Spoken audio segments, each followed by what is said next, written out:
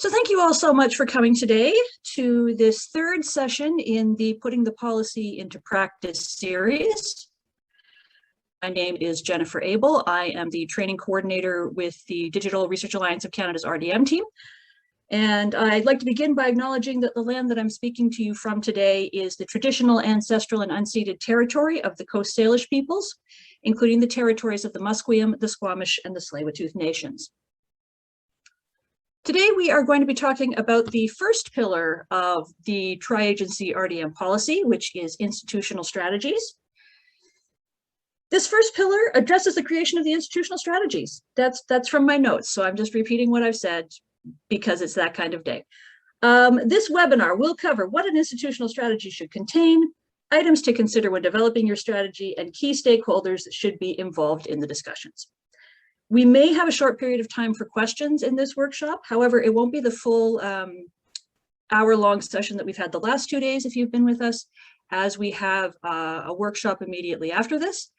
But please, if you do have questions that aren't answered in that brief session, please feel free to send them to our, I'm going to put the, please feel free to send them to our presenters and they'll be able to help you with those. A few housekeeping notes before we start. You have been muted automatically when you entered the room. This webinar is being recorded and the chat may be archived for those who are unable to attend. We encourage you to use the latest version of Zoom so that you have access to all of the features, including security updates. But as I've mentioned before, if Zoom wants to update in the middle of this session, maybe wait until afterwards so you're not interrupted at all. Please use the chat feature if you have technical difficulties or if you have additional resources to share. And please use the Q&A option to ask questions of the presenters. As I mentioned, we'll have time for some questions at the end of the session. You can also raise your hand if you'd like to ask a question.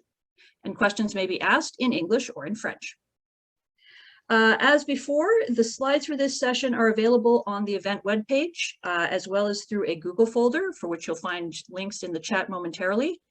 We do have the French slides for the first and third presenters available today. We will be getting the French versions to you as soon as possible for the other two presenters. It's been a bit of a crazy week, but that's okay. We also, as a reminder, we have simultaneous interpretation available for you, and we also have a live transcript working.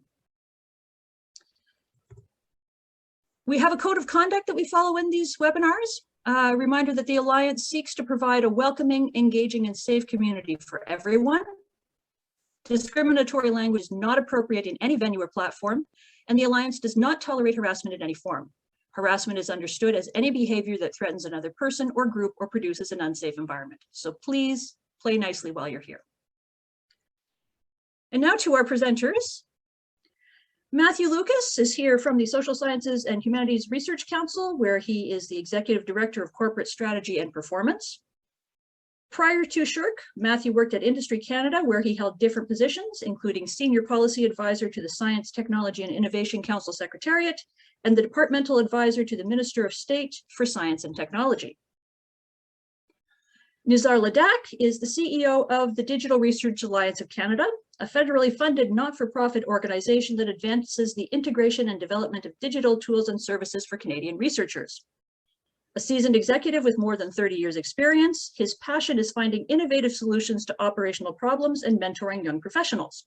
He has a Master of Education degree from the University of Toronto and has completed a number of executive leadership programs.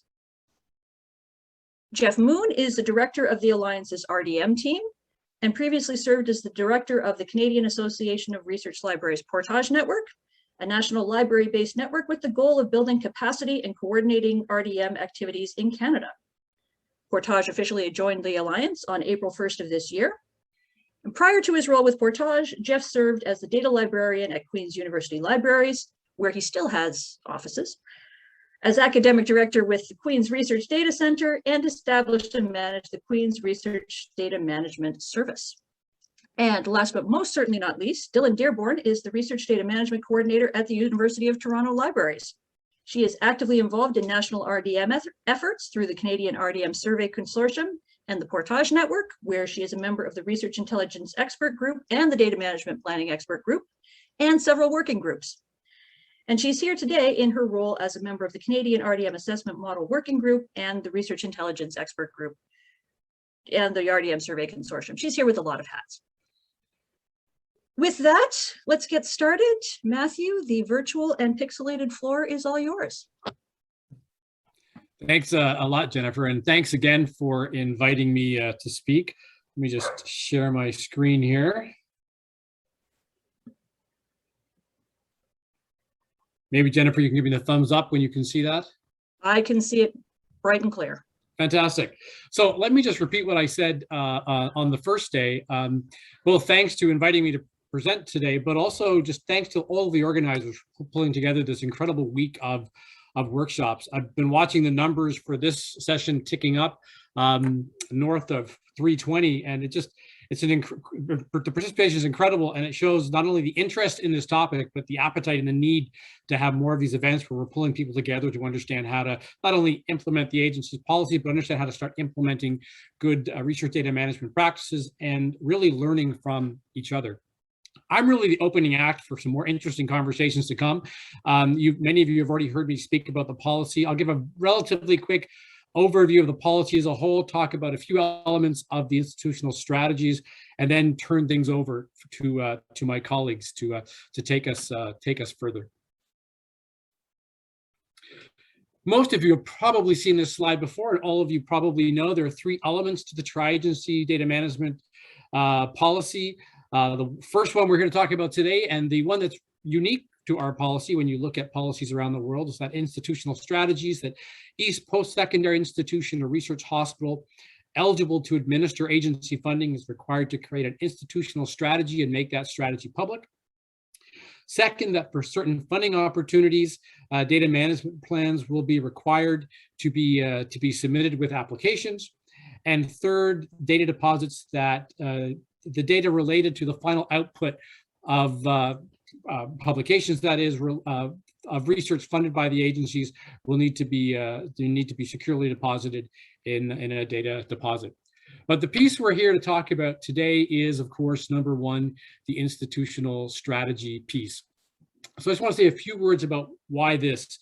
And this is an interesting and unique part of an RDM policy that isn't seen in other policies around the world. And the primary reason for it is that research institutions are really best placed to understand the needs, capabilities, gaps that their researchers face that exist in their own system. And they're also well placed to identify opportunities for collaboration within the research ecosystem. The intent behind the requirement for strategies, and I've repeated this sort of ad nauseum as I've spoken to various groups about this, is really to try to make public some of the services that exist, to make public the opportunities that exist for collaboration, and to help us identify and then start to address some of the gaps. We know that institutions are at very different places in their abilities to support data management. We know that that ability will evolve over time. And so we do not expect these strategies to all look the same, nor do we expect these strategies or institutions to be able to offer the same types of supports to their researchers. And we know that these strategies will likely evolve over time, and that's okay, that's great. Some of the early conversations that we had when talking about this as a potential element of the strategy was that we're not expecting everyone to shoot for a gold standard strategy on supporting RDM. At this point, we recognize everyone's in a different place. And what's important for us is that we're starting to move the dial on what supports are available in order to realize the vision of improved research data management practices across the entire research ecosystem. The policy itself doesn't try to be overly prescriptive about what you should have in this strategy, but it does lay out a few elements that we think are important to include. Of course, the first one almost goes without saying, that the data is an important research output, an important part of the research enterprise. And this is part of our broader strategy for why we're bringing out this policy, is to simply recognize that data outputs are a crucial part of research and need to be treated as such. Of course, to support researchers as they try to implement RDM practices. And then, of course, to promote the importance of RDM, not only to researchers, but more broadly to staff and students across the institutions, to provide some guidance on how researchers should manage their data. And then as good best practices start to emerge, to commit to the adoption of those practices. And as I said before, we expect some of these strategies will be aspirational. We know it will not necessarily be possible to adopt best practices now or even in the near future, but we'd like to see universities or institutions start to move towards the adoption of those good and best practices as they are able. And the final point, which again is rather unique to our policy, is we would hope these strategies to recognize that Indigenous data sovereignty and the importance of researchers working closely with Indigenous communities on research by and with Indigenous peoples to ensure that any data related to that research is managed according to principles developed and adopted by those communities. And if you've looked at our broader policy, you'll see that this is now throughout the policy, and the requirement is there, and the expectation is there that researchers, not only in relation to data, but in all aspects of research, will work closely with Indigenous communities on moving forward with their research and managing data according to principles accepted by those communities. A couple of points I'd just like to reiterate here. The agencies will be reviewing these policies, but we are not formally evaluating them. We are not grading them. We are not marking them. We are simply using them to, as I said before, identify where gaps exist in the broader system and where opportunities exist to collaborate. And we expect institutions will also be looking at each other's strategies to also identify where opportunities for partnership may lie. We are going to be monitoring compliance. There is a requirement that institutions have these, and we will be sending out reminders as we approach the deadline. The deadline, you'll know, was we've given 2 years for institutions to publish these strategies. So March, end of March 2023. This is in recognition of the challenges that many institutions are under, both with respect to COVID and coming into compliance with this policy. We're really excited to see many institutions have already developed strategies or are in the process of doing that. And many are very willing to help others or provide advice and direction to others that are wondering where they may need to start. And I can't reiterate enough, this requirement is intended in the spirit of collegiality.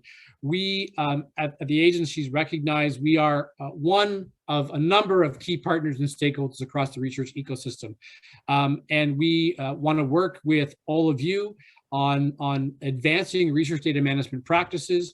And so are really happy to engage with you. If any of your institutions would like to reach out and have us talk to you or talk to your teams about the development of either the strategies in particular or the broader policy, very happy to do that. I've spoken to a number of institutions on a one-on-one basis, as well as a number of groups of institutions. So just let us know. We're really happy to talk to you. And I've already mentioned most of the points that are on this slide. Really, this does need to be community-led. Another reason I'm so excited to see workshops like this taking place.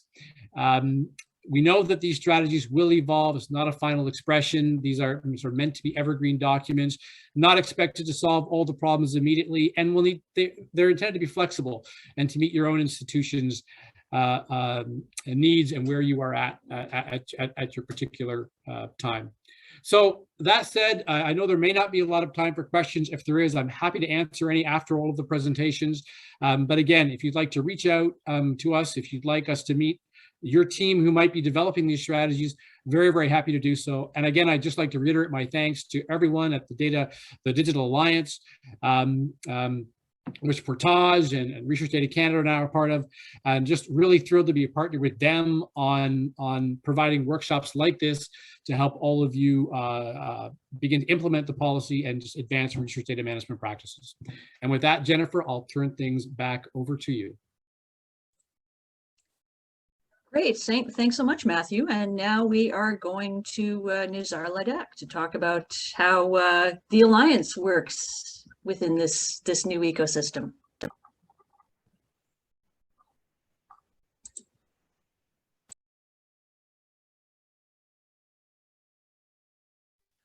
Terrific. Thank you, Jennifer, and thank you, Matthew.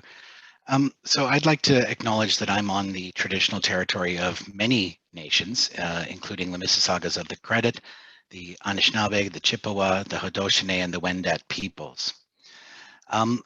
The story we're trying to tell today, colleagues, is one where remarkable agencies like the Tri-Councils, when they put out a policy that's in the interest of supporting research through the country, the handoff, so to speak, then happens with the Digital Research Alliance of Canada, where in at least the three mandated areas we have responsibilities for, research data management, research software, and advanced research computing, we would then pick up the baton, so to speak, and move forward in supporting institutions in terms of compliance and implementation of these various strategies.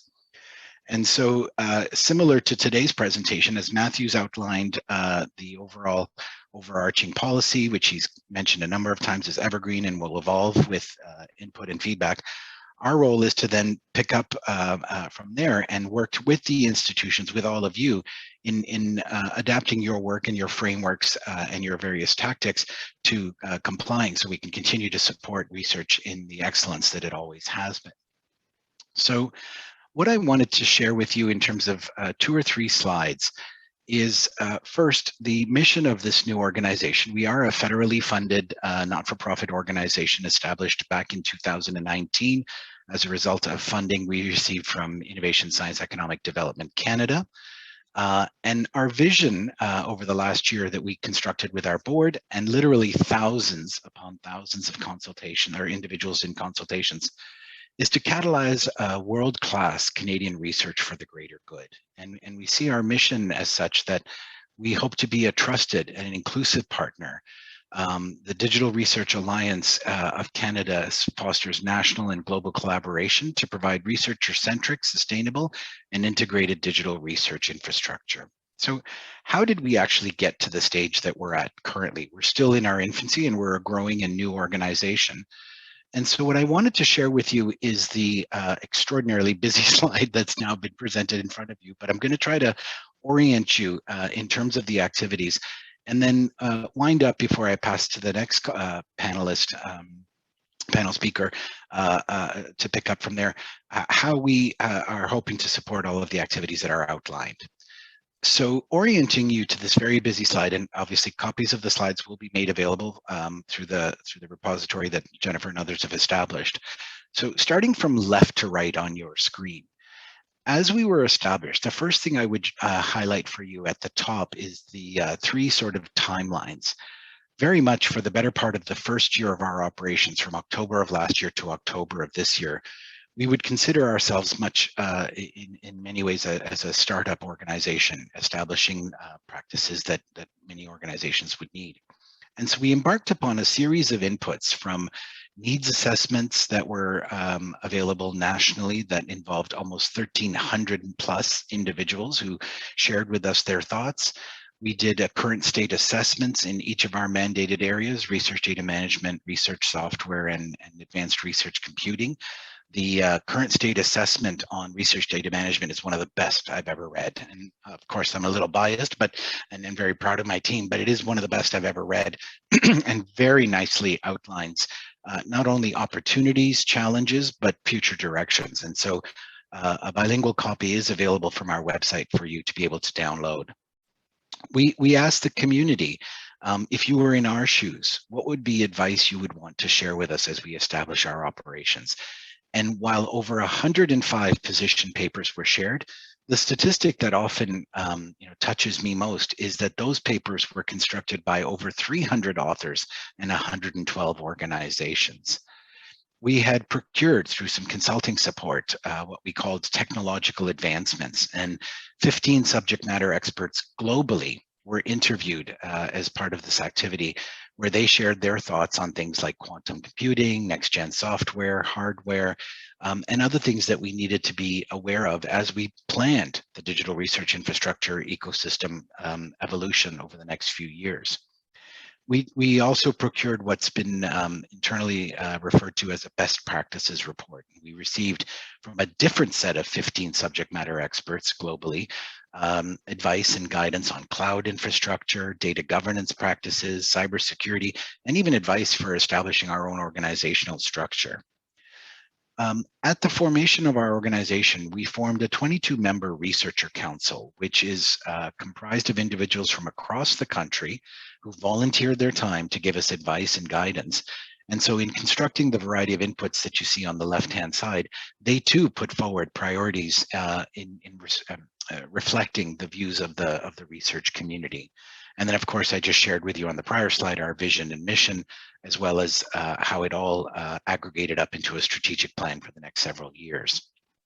And so these variety of inputs on the left-hand side, then hence the brace brackets, resulted in our mission, vision, values, a new brand, a new title. We were previously referred to as the New Digital Research Infrastructure Organization.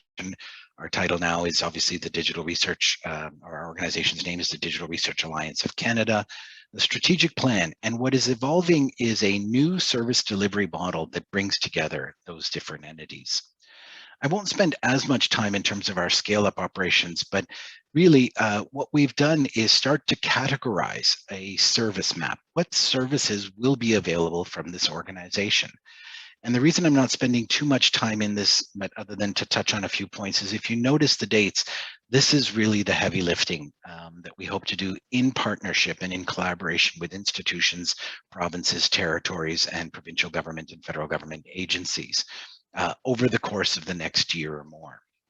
And so we've developed a high-level service map that states, what were the services delivered previously by Portage, now under the Digital Research Alliance of Canada, that's RDM team.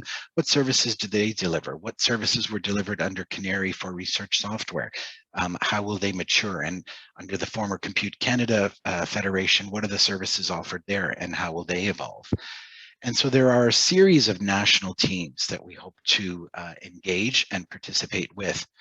And we've actually also developed a bit of an evaluation framework that we adapted from the OECD, which looks at 6 principles, things like relevance, coherence, effectiveness, efficiency, impact, and sustainability, and puts these services through them to be able to determine what services would continue to be offered nationally, what services would potentially be offered provincially and institutionally, and how would we then conceptualize those services to develop an investment plan that would result in a transition plan we would table with our funder moving forward. All of that work, as I repeated, is going to happen over the course of the next year in consultation with all of you, because one thing you can take as a naturally held assumption from our organization is that we will consult, we will collaborate, and we hope to be as transparent as we feasibly can be in the activities that we perform. And so the sort of side note here on the left-hand side is that thousands upon thousands of people were involved in generating these inputs, and we expect thousands upon thousands of people to work alongside us in maturing many of the services that will be of demand, such as the frameworks that we're discussing today. Ultimately, to get to an end goal state of what we're calling the steady state, where our operating budget will be $52 million plus provincial, institutional, and territorial and provincial government match.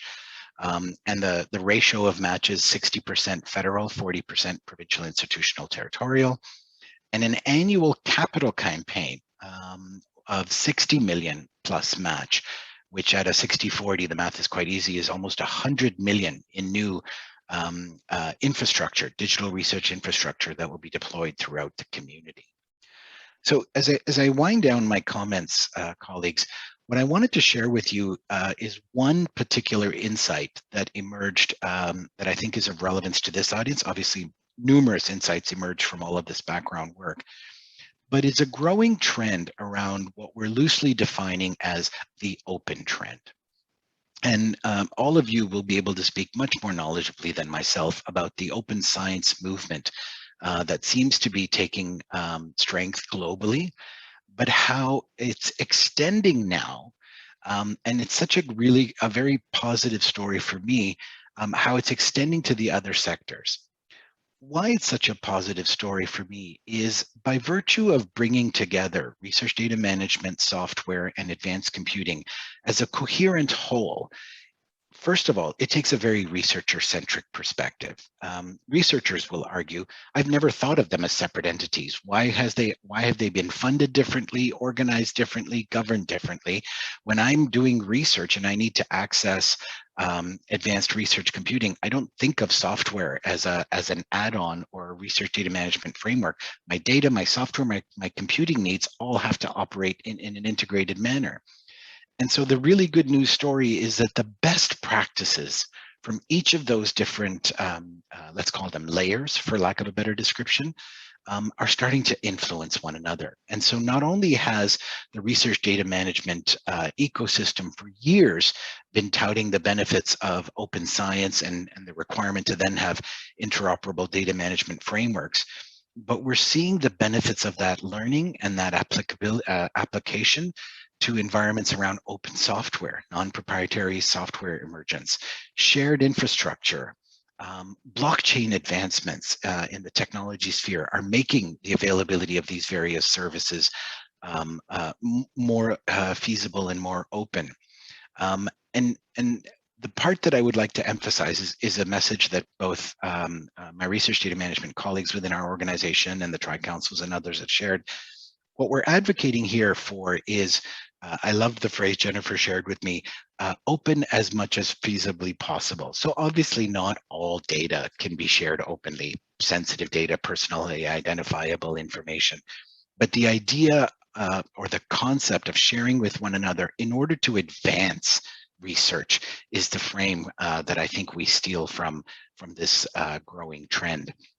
In other words, this is not a data free-for-all that we're advocating. What we're advocating for is where interoperable data through agreed upon frameworks can be established, and using open software or blockchain type technology, advancing research in that way is an ambition I think this organization and many of you would share. And if we need a lesson from that, perhaps I'll end on this last point by sharing that if COVID taught us anything, and there was much tragedy and much, horrible situations, but there were some lessons to be gleaned from our collective experience, is that this is not the last pandemic. Infectious disease specialists will tell you this is one of many yet to come. And what we learned, what we've done, at least in our country, in terms of shared information as it relates to health information, to public health information, really equipped us to be able to collectively come together as a country and as academics with shared ambitions. And so this open trend, I think, will only garner more steam, more momentum as the globe begins to contend with situations that are affecting humanity. And so the message I leave with you is that it's my sincere belief research data management professionals are going to be leading the charge in this endeavor. And so I congratulate you, and I feel privileged to stand beside you as we look to the future. So thank you. And with that, I will turn to Jennifer. Thanks, Nizar, for that great overview of what's very complex, but becoming more clear as we go forward, which is great. Jeff, now we're getting into the Alliance RDM team, narrowing down into some work that we're doing.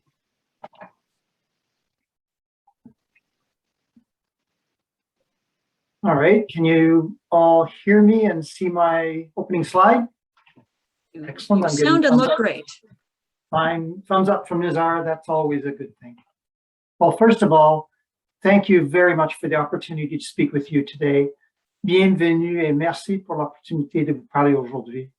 Let me start by acknowledging that I am speaking to you from Kingston, Ontario, as a member of the Queen's University community. Queen's University is situated on traditional Anishinaabe and Haudenosaunee territory, and we are certainly grateful to be able to live, learn, and play on these lands. I'm here today to talk to you about a revised RDM strategy development template, hot off the presses and available in draft form in your respective inboxes in time for this webinar, en anglais, puis en français. Moving forward, here we go. Before we do get started, I will note that my granddaughter is literally just arrived at our house for a visit. So if you hear baby-like background noises, you'll know why. And so I give you that little bit of a caveat to the presentation. To provide context for our institutional RDM strategy discussion, I think it is useful to revisit the drivers behind our collective research data management efforts. And there are a number of categories of drivers, including science, which includes concerns around improving discoverability, supporting access and reuse, and ultimately replicability and verification of research results. We also have society, which has concerns about responding to growing demand for data to solve societal problems, enabling good public policy, and I think additionally, promoting trust in science is important, and that's perhaps been brought into clearer focus by the pandemic and a variety of issues around information and misinformation on viruses and vaccines and so on. Turning to alignment, we certainly want to align our efforts so that we adopt best practices and standards both domestically and internationally. We are looking to facilitate interoperability, and there are so many opportunities associated with the interoperability of machine systems. And finally, we want to promote Canadian research, both, again, domestically and internationally. And from a funder's perspective, we want to respond to the policy requirements, as Matthew outlined. We want to advance open science, as Nizar made mention of. And we want to acknowledge the value of data to society. There's a cost associated with it, and we want to acknowledge the value of it. And finally, from a taxpayer's perspective, we want to use public funds wisely. We want to reduce duplication and maintain public support for good science and good evidence-based decision-making. Ultimately, good research data management can be summed up as making research data fair, and this is probably not news to many of you. It's making data findable, accessible, interoperable, and reusable. And these principles underpin everything we do. The Tri-Agency Funders RDM policy is one of the key drivers of our efforts, which has both institution-facing and researcher-facing requirements.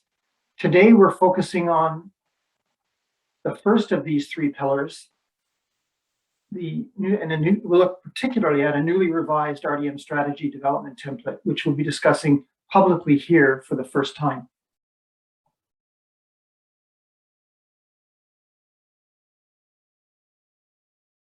So just to start us off, who do we serve? It's, I think, very useful to always keep in mind who it is we're trying to help with the work that we do. We are helping researchers. We are helping research administrators and institutions. We're helping graduate students, and we're helping data professionals, including data librarians. So in the context of this talk, let's look at the Vice Principal of Research who's been asked to lead a team on the development of a research data management strategy to comply with the Tri-Agency policy. Back in 2016, we developed the original RDM strategy template, a full 5 years before the policy came into effect. We've learned a lot since then, and the one thing that we've learned is that the old template was confusing, with the steps in the template being used or confused as being headings within the final strategy product. We've taken a new tack on this, creating a new template that emphasizes the process of developing your strategy rather than imposing a framework for the final strategy product. So this new template has 5 stages or steps, again, crucially intended to describe a process rather than a prescribed final product. In some measure, these processes should be seen as ongoing at your institution, informing the evolution of research data management on your campus and increasing alignment of institutional RDM efforts with broader institutional goals, objectives, policies, and services. So let's take a look at this new institutional RDM strategy development template. The first step identified in this template is to identify which stakeholder communities need to be involved in the strategy development process. and then we would have you invite them to get involved. You may also find it useful. So the ones that I would think that you would want to invite out of the gate would be researchers, folks from the library, Office of Research, an ethics committee and ethics department, and information technology. In addition, you may find it useful to invite graduate students or others from the executive management of your institution. Further to this, if there are known data champions on your campus, they might be useful people to bring into the mix as well. You will also want to decide how your group will work, establish terms of reference, and decide on how often you'll meet, project timelines, and so on. So looking at the next steps, we would want to look at assessing the current state of research data management, envisioning the future state, articulating a path forward, and then assembling and launching your strategy. We'll look at each of these in turn. First of all, you'd want to conduct an inventory of institutional data assets and data management practices and supports on your campus. Evaluate the existing RDM supports and services in terms of things such as availability, funding, staffing, and sustainability. And one useful tool that you could consider using would be an assessment tool such as the RISE or SPARK models, or the Maturity Assessment Model in Canada, or MAMIC, which is being developed by a number of experts here in Canada and is specific to this purpose. So taking a look at this, modeled after the Digital Curation Center and the other, the RISE system developed in the UK, a group of Alliance RDM network of experts members undertook the task of building this new Canadian assessment tool called the MAMIC. And in this tool, the MAMIC is actually intended to be Canadian specific for generating discussion among the various stakeholders on your campus and bringing your institution together to better understand the current RDM service offerings at your institution. The MAMIC is divided into 4 categories of assessment, including institutional policies and processes, IT infrastructure, support services, and financial support. Here, for example, is the section on institutional policies and process, which defines various elements and provides you with the opportunity to gauge the maturity level for each. Next in the process would be to envision the future state of RDM for your campus. So you'd articulate an ideal near to medium term future state for RDM on your campus, identifying what you would need to achieve this future state, things such as staffing levels, funding, training, promotion, and so on. So all of these things are things that you would undergo in the context of your initial assessment, and then look at what we'd like the future state to be and look like. And ultimately, you would look at articulating a path forward to achieve that desired end state. So you'd identify gaps between the current state and the ideal future state, and identify the steps necessary to get you from point A to point B. Once you've done that, you would identify timelines, responsibilities, and frequency of review, because these strategies should not be seen as static.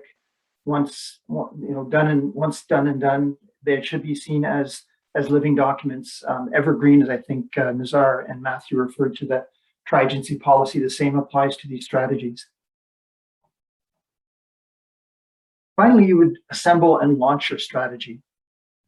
So write your strategy document, get it written, and in anticipation of people's concerns about, well, what would I include in my strategy?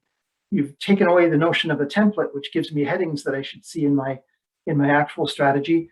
What we did was we went back to the original tri-agency policy as it's posted, and we teased out of that the things that were requirements of a policy or of a strategy. And that strategy, those strategy headings, are the ones that we've listed here. So these are derived specifically from the tri-agency policy, and these are things which you would have you consider. We're not trying to be prescriptive here. We would have you consider using some or all or variations of these headings in your ultimate strategy. As Matthew said, all strategies are not going to be the same. So from there, you would obtain necessary approvals on your campus. You would be required to post the strategy on your website and then develop targeted promotion. So these are the kinds of things that you would do at the final step once you've got your strategy written and ready to go. And then you celebrate your achievement. And I would certainly encourage you to celebrate because this is a piece of work that you would have done together. I would also keep your team on speed dial as you start planning for the future and future developments and adjustments to the strategy. So thank you very much for your time. I do want to do a special shout out to Jennifer Abel, who's the training coordinator at the Alliance, RDM, and to Christy Thompson from Western University, who prompted both Jen and I to revisit this this template in a serious way. And her help in getting it into its current form was greatly appreciated. And I would like to thank all of you as well for your attention. And I will turn things back over to Jennifer. Thanks so much, Jeff. And yeah, it's great to be able to share this revision with the community. Feedback, of course, is welcome. So if you're looking at it and say, we need to fix this, please let us know. Turning it over to Dylanne now for a different perspective on how things are going in the strategy development world at the moment. Okay, I think I've successfully shared my slides. I'm going to keep my video off. I've just been having some load capacity issues, and my neighbors upstairs are now doing construction. So, of course, it was quiet all fine. day. So apologies if you hear any drilling or hammering. So what I'm going to spend the next few minutes speaking about is some of the research that has been conducted in Canada in preparation for tri-agency requirements. Again, my name is Dylanne Dearborn. I'm the Research Data Management Coordinator with the University of Toronto Libraries. And I'm speaking to this because I've been lucky enough to be involved with some of these collaborative research efforts. Most of what I'm going to speak to is being done under the umbrella of portage expert groups. I'm also going to highlight, so I'm going to highlight a few of the efforts that have been made to gain insight into institutional readiness and progress. Now, each of these studies or projects have a lot of interesting findings, so I'm not going to promise to give a full understanding of the results, though I will highlight a few key findings to give you insight into the type of information that was generated through these efforts. So I'm going to flash a lot of charts at you with links to further reading, so don't worry too much about kind of understanding the data that's presented. So I want to start with talking about two survey efforts in 2019 that were conducted by the Research Intelligence Expert Group. Just to give some background on REIG, REIG conceptualizes and provides oversight of specific studies that gather evidence to guide and promote the development of best practices in RDM in Canada for portage. So in 2019, we were looking to address two knowledge gaps. The first, which is what the survey was about, was a gap in our understanding of institutional capacity, local capacity, and national capacity for RDM. So we created a survey to assess the RDM infrastructure, services, resources, staffing, and regional and national engagement at Canadian institutions. The reports listed delve much deeper into the data than I will right now, but I just want to give a few snapshots of the type of information collected. So this was really looking at understanding capacity in a variety of areas such as infrastructure, resources, skills, collaboration, awareness, strategy, barriers and challenges. And, you know, these are the types of results we were seeing. So some of the results reveal that staff skill levels are showing that, oh, this is showing staff skill levels, I should qualify, in 2019. So as you can see, across all skill categories, institutions overwhelmingly indicated a need for more support within their staff. And then we also looked at barriers and challenges faced. And as you can see, there were high responses to barriers being lack of awareness and incentives or skills and time, as well as fundings and costs associated with RDM. Respondents indicated what resources they felt would help streamline RDM. And as you can see, human resources was the most identified resource required to streamline RDM. The second gap that REIG looked at was information related to RDM policies and strategy creation within Canadian institutions. So another survey was created to assess the current status of efforts to develop institutional RDM strategies. Again, the survey report has more information if you're interested. We do plan to rerun this survey, or at least ask these questions again in conjunction with another survey in spring 2022. So this was just a brief 6-question survey that asked about demographic information, development status of the strategy, stakeholder involvement in this process, resources consulted, interest in guidance, and exemplar interest. So again, this is as of June 2019, and not surprisingly, at the point that the survey was conducted, respondents were not typically reporting that they had an RDM strategy at the time. Institutions were communicating that envisioning these RDM strategies is really a collaborative effort at their institution with multiple stakeholder groups involved.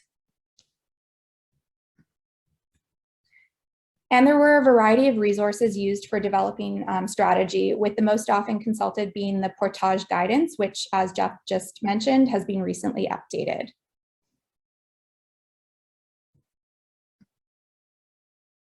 So REIG's also been doing some work around institutional strategy and institutional policy. 2 frameworks for content assessment have been developed, and these will be used to reflect on how institutions are addressing strategy and policy related to RDM.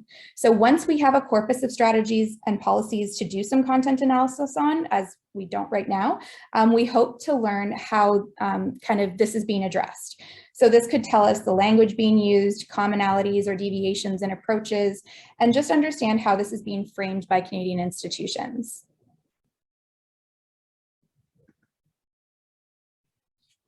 Another piece is understanding possible pain points from our institutional researchers, students, and faculty. So work is being done across Canada by individual institutions, but national efforts have also been made to start to uncover some of the practices and preferences of the Canadian research community. So I'm speaking in this respect about the Canadian RDM Survey Consortium.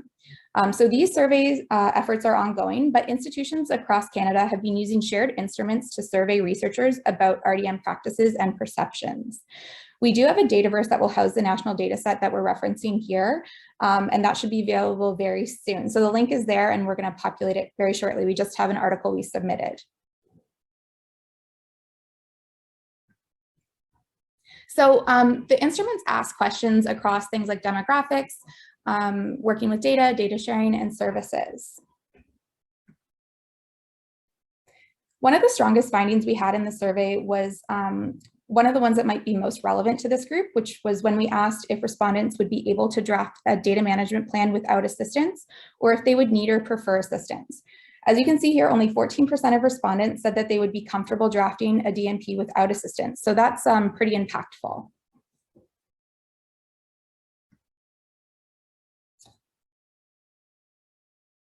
As you can see from the longer bars at the bottom, this question was about how long researchers are keeping data, and we divided it up into the idea of the source or raw data, the working data, and then the process data. But respondents indicated that they're not making maybe thoughtful decisions about data retention. So when we consider that there will be a data deposit requirement, we can infer that there may be a change in practice that will need to happen so that data is being packaged and kept in a thoughtful and secure way, and not just left at that I don't know point. Oops, sorry. We also asked about interest in RDM services that we suggested, and you can see that there was a strong interest in most RDM services in the survey. This type of information can be useful for preparing the organization to assist researchers in a strategic manner. So there was a DRI needs assessment conducted last year, and REIG has been working in conjunction with the Alliance looking for comparative opportunities between the survey efforts that I've just mentioned and then the DRI needs assessment that was conducted. So in these collaborative efforts, we're looking to uncover more detail about the gaps, needs, approaches, and practices of RDM in Canada in order to help with researcher preparedness and with institutional and national planning. So looking at commonalities within the results and what the data sets together can tell us to form a more complete picture. Some of you may be registered for the workshop that looks at the RDM maturity assessment model in Canada, or the MAMIC. The MAMIC is a Canadian tool to help evaluate the RDM services and supports at an institution. Ideally, the MAMIC will generate discussion among various stakeholders of the current RDM service offerings at the institution and is designed to assist in preparing or reviewing the institutional strategy. Like I said, that workshop is the first test run of this, so I don't believe it's posted on a website yet, but it will be after. And so this is a bit different in that the MAMIC data will not be collected as the tool is intended for institutional use, but it is another collaboratively developed way to gather information for your institution. So how can this type of information that I've just talked a lot about be useful in thinking about institutional strategy? Part of this whole process is figuring out where to start, what to capture, what work do we need to do institutionally to ensure that we are prepared both to A, write a strategy, and B, have supports in place to outline and ensure the success of our researchers in this strategy. The results of these efforts I mentioned can help inform institutional priorities. We can gauge what we are doing, understand some of the approaches being taken by peers, and understand gaps in support areas, which can help us start to plan changes within our organizations to ensure a robust strategy. Aspects of this could also be used in planning conversations or for resource allocation or budget considerations. The results can also give national benchmarking on institutional progress, as well as an indication of how national initiatives and resources are being utilized and where further collaborative efforts could be focused. So I really just wanted to highlight, what I wanted to highlight here is that we have a wealth of information available to us, not only from our international peers or from specific research studies, but within Canada, where we as peer institutions are in the same spot in the development process in this research data environment. And as I mentioned, more studies will be planned and follow-up studies are scheduled. So thanks again, and you can reach me at the email if you have any questions, or if you have further analysis outside of the reports that were listed, you can contact Lucia, who is our Research Intelligence and Assessment Coordinator within Portage. And I also want to thank Alex Cooper, who is the chair of REIG, for all of her helpful work.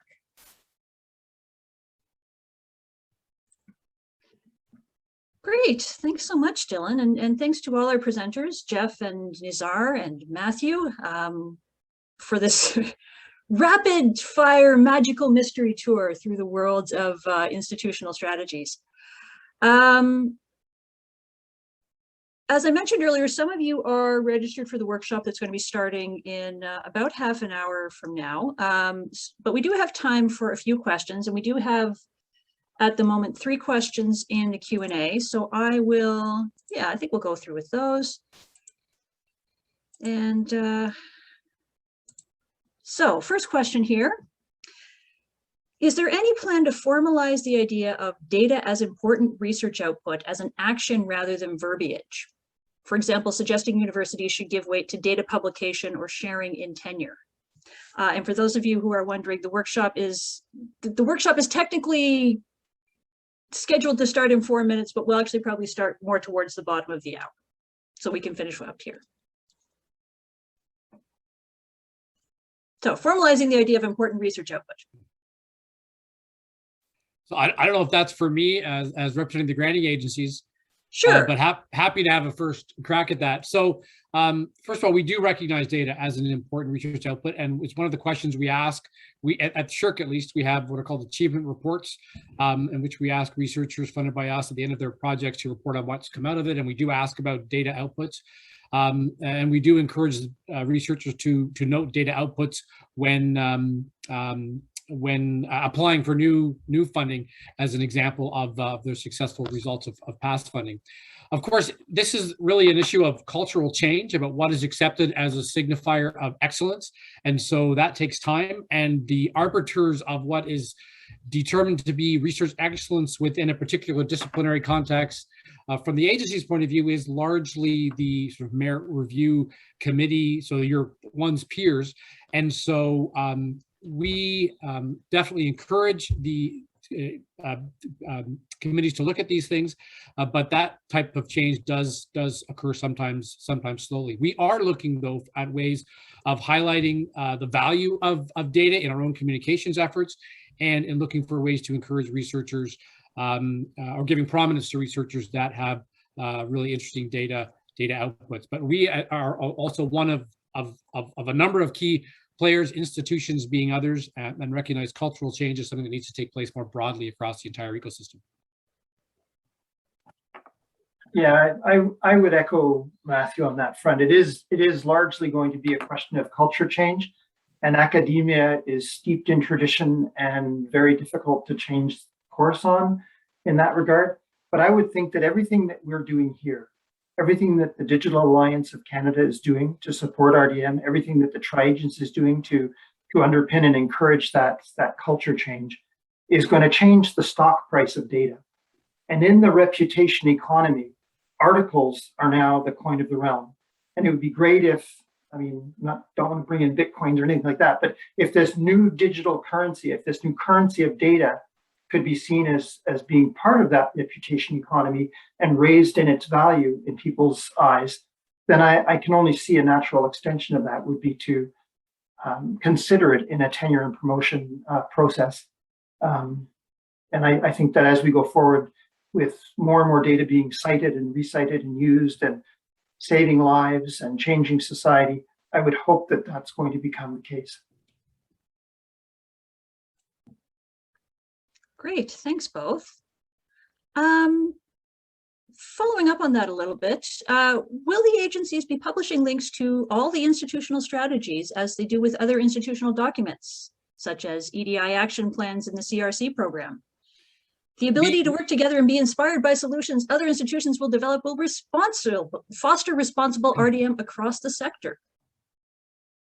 I love that question because that's like our media line right there. Yes, absolutely. We will be posting links to all of those. I saw earlier questions asking if we have any links posted yet for ones that may already exist. We do not, but we will certainly be posting links to to the strategies once that part of the policy comes into effect in March 2023. We may look at providing some links before that, but I know groups like the Digital Alliance are also advertising some of those things that already exist, and so there'll be lots of opportunities to share information about that. Great. So last question before we move into the next stage of this afternoon or this morning for those of you like me on the West Coast. This person understands that institutional strategies are not being evaluated, but researchers' data management plans, so researchers' work on research data management will be evaluated in the peer review process. What guidance will peer reviewers receive on RDM and on things like DMPs to ensure that context and stage of development is being considered? Little worry that maybe the accountability for RDM and for DMPs will be pushed down to the individual researchers. Well, accountability for what is acceptable research data management practice in any given discipline will, in the end, fall to the researchers in that discipline. That's how the sort of merit review, peer review process operates. And we expect initially, we were still determining how we're going to roll this out. And I should say there are some funding opportunities that already require DMPs or some type of streamlined DMP. So this isn't entirely new. But as we start to roll it out more broadly across our programs, we will be working with merit review committees to help them understand what a DMP is, what things they might want to be looking for in data, recognizing that many disciplines are very advanced in how they think about data, some not so much. But in the end, it will be up to the peers to review, to determine if an application's or an applicant's research data management plan is adequate for the standards of that discipline. Now, if the question is getting at researchers will have different types of supports at different institutions, that may be part of what's behind this question. We recognize that, but that will also be sort of an iterative process. As researchers start to demand more services, institutions will need to think about new and creative ways they may be able to provide those services. As the culture of disciplines evolve to have more sophisticated research data management needs and processes, institutions and others will need to evolve to be able to provide those services, either individually or probably maybe more effectively in partnership with others. Great, thanks for that. So very last question for reals this time. The idea of data being the currency in research is not so new, so waiting for a cultural shift may be unrealistic. Incentives from the Tri Agencies and the Alliance are maybe likely to have a bigger impact. Any thoughts on that? I'll just say one of my teams also does the performance measurement at SSHRC, and so we are thinking about how to more effectively capture things like data in that process. Also, I'm personally really excited as we begin to have more linking of persistent identifiers, whether it's application numbers, research publications, and data sets. We'll start to be able to display more obviously both to the broader community and to reviewers just the types of outputs that researchers applying for new funding have been able to do. So we're not there yet. We still have some work to do, but I'm really pleased to say the agencies have finally decided to make their application number public. This may not sound like a big deal to some of you, but those of you in the business know we haven't done that up until now. So we will now be making that application number public, which will allow better linking to the outputs from that funded research.